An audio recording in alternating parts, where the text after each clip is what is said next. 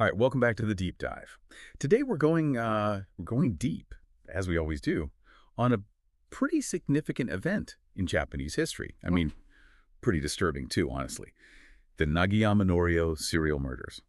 This case back in the late 60s, a young man involved, and it really made a mark on how Japan as a society viewed crime and punishment, especially the death penalty. Yeah, it's a case that even if you're, coming in fresh, not super familiar with Japan, you can still find it, both fascinating and kind of unsettling, right? I mean, the story of these crimes and the whole legal fight afterward, it brings up some pretty fundamental questions about like why people do awful things, the role of poverty and all that, and what justice even means. Yeah, Mm. absolutely. And so to really get into this, we're looking at we're using the Wikipedia entry on the Nagayama Norio serial murders as our main source. It's got a ton of info about the events, the court cases, and the lasting impact. I mean, it's still relevant today. Oh yeah, for sure. What we're aiming to do is kind of like extract the core narrative here, highlight the key moments, those big questions it raises, so you can really understand why this case is such a huge deal in Japanese history, without getting too lost in all of the legal complexities. So let's start with the basics. Who was Nagayama Norio when all of this started? So back in 1968, when these murders happened, Nagayama Norio was just 19. I mean, that's really young. And I think one of the most crucial things to understand right off the bat is that he came from like a really difficult background. I'm talking serious poverty, really unstable family life. And these factors, they're going to become super important later when we get into how his lawyers try to defend him in court. So a life marked by hardship from the beginning, Yeah. and then things take a very dark turn when a weapon gets stolen. Right, and this is kind of the event that kicks off the whole chain of events. Nagayama steals a .22 caliber revolver, but this wasn't just any gun. It was taken from a U.S. naval facility in Yokosuka, that port city near Tokyo with a big U.S. base. Right, right. So this detail is super important because it directly links him, like physically, to all the crimes that follow. Right? It's how he was able to do what he did. And then over a shockingly short period of time, he commits a series of murders in different parts of Japan. Yeah, it was a spree, less than a month, and he commits four murders, each one in a different prefecture. Tokyo, Kyoto, then way up north in Hakodate, Hokkaido, and finally in Nagoya, Aichi. I mean, it really gripped the nation at the time. It's yeah, I mean, it's chilling. Let's break down these incidents. So the Uh, first one happens in Tokyo. right, October 11th at the Tokyo Prince Hotel, and the victim was a security guard. What's interesting about this first murder is that the motive it's a little murky. It seems like it might have been triggered when the guard just questioned Nagayama, maybe making him nervous, feeling like he was going to get caught with the stolen weapon. Right, but it's not totally clear. And then just 3 days later, another security guard, this time in Kyoto. Yeah, October 14th at the Asaka Shrine in Kyoto, another security guard is killed.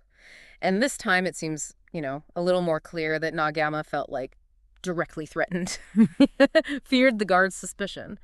And it also mentions that he used a stolen jackknife in this attack. So there's an escalation there. And then the focus shifts all the way up north to Hakodate, Hokkaido. Yeah. And how do the crimes kind of change at this point? Well, in Hakodate, October 26th, things change. He kills a taxi driver, but this time he also steals his money. Okay. So this is a shift, right? This really suggests that financial gain is now like a major factor in the killings. Yeah. It's not just about fear of getting caught anymore. It's Yeah. it's also about getting something out of it. And the fourth and final murder in Nagoya. Right? November 5th in Nagoya, another taxi driver. And again, the motive seems to be robbery. He takes the driver's money and you really get the sense from the source material that Nagayama's like increasing fear of being identified played a huge part in this decision to kill.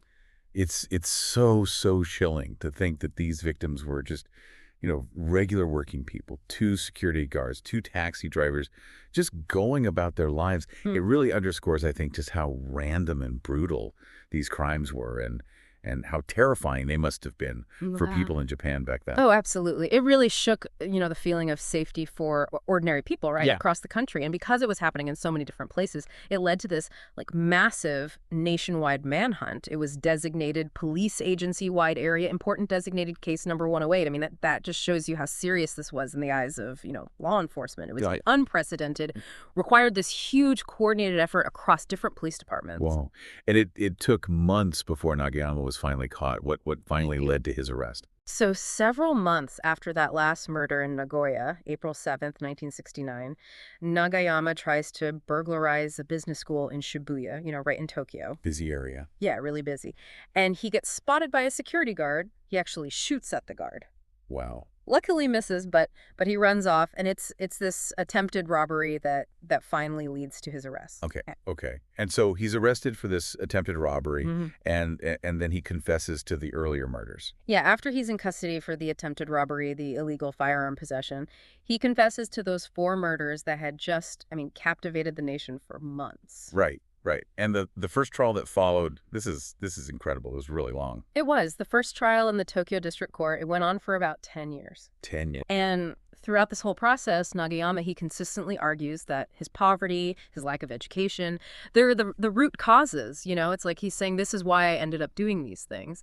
And what's interesting, too, is that he actually uses the royalties from his prison memoir. He wrote a book called Tears of Ignorance, and he used that money to try and compensate the victims' families. Wow. So, there's this attempt to make amends in some way. Yeah. Yeah. And during this first trial, he also makes this surprising confession to additional crimes that he hadn't even been charged with. That's right. In 1973, in the middle of this trial, he confesses to a bunch of other crimes in Shizuoka, which he hadn't been prosecuted for.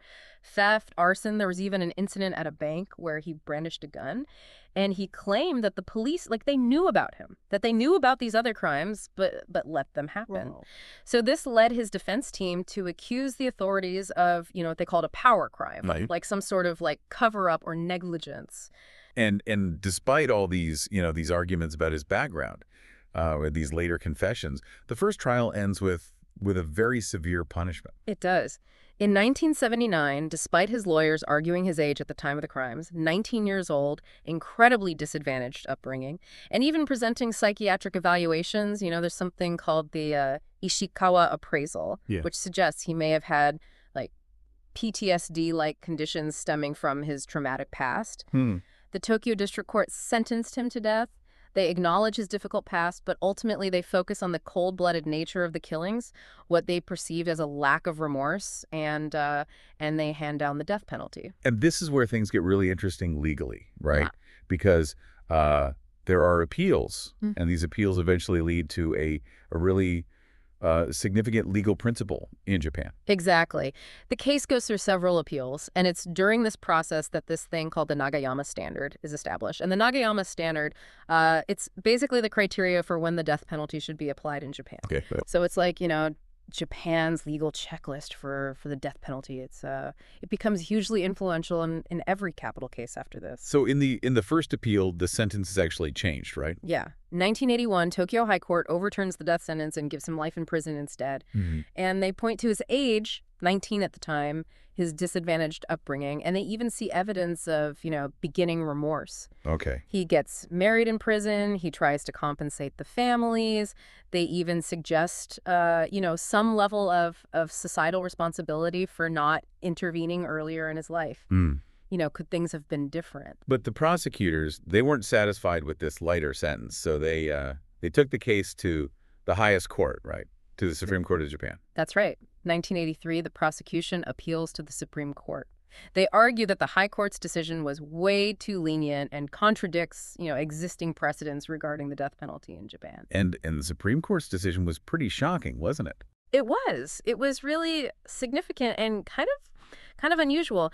They actually overturned the High Court's life sentence and sent the case back to the High Court for a whole new trial, but specifically on the sentencing. Okay. So essentially they're saying, hey, High Court, you didn't properly consider how serious these crimes are when you chose life in prison. Go back and reconsider and maybe think about a harsher punishment. Wow. And so this is where the Nagayama Standard that you mentioned comes into play. Right, this is it. In its 1983 ruling, the Supreme Court lays out these really detailed criteria that lower courts have to consider when deciding whether to impose the death penalty. And this becomes known as the Nagayama Standard, and it's been so influential in every death penalty case since then in Japan. And what are some of those factors, those criteria that they lay out in the Nagayama Standard? Well, they list several key factors: the nature of the crime, the motive behind it, the manner of killing, like how cruel and brutal it was. They consider the severity of the outcome, how many people were killed. They factor in the feelings of the bereaved families, the impact of the crime on society as a whole, the age of the offender, previous criminal record, and even their circumstances after the crime. Wow. So the case goes back to the high court for this new trial specifically focused on the sentencing, and this time the outcome is different. It is. In 1987, that retrial at the Tokyo High Court, they go back to the original death sentence. Wow. They really consider those Nagayama Standard factors. They look at everything the Supreme Court laid out, and they conclude that despite his age and background, the gravity, the cruelty of the crimes, it warrants the death penalty. And then there's one last appeal to the Supreme Court. Yeah. Nagayama makes one final appeal to the Supreme Court, but in 1990, that appeal is rejected. Okay. And with that, his death sentence becomes final. So it took years. Yeah. But the execution was finally carried out. Yes. August 1st, 1997, Nagayama Norio was executed at the Tokyo Detention House. This was 29 years after his initial arrest, and he was 48 years old at the time. And did he ever request a retrial after the sentence was finalized? It's interesting, because unlike a lot of people on death row, Nagayama never actually requested a retrial after his sentence was confirmed by the Supreme Court. And what happened to his body? Well, according to his wishes, his ashes were scattered in the Sea of Okhotsk, which is off the coast of Hokkaido, where he grew up. So this case, it really had an impact not just on the courts, but also on Japanese culture as a whole. It did. The Nagayama case has inspired. You see it popping up in all sorts of places, films, manga, books. It really shows you how much this case has stayed in the public consciousness in Japan. It's like artists and writers are still grappling with the complex issues that it raised. Yeah, and it's a story that really leaves us with some big questions to ponder, It does. It really makes you think about how much responsibility society has, for people who grow up in extreme poverty, whether the death penalty is ever the right answer, especially for someone so young. It really challenges our ideas about justice. So to wrap up this deep dive into the Nagayama Norio case, what are the key things we should take away from this story?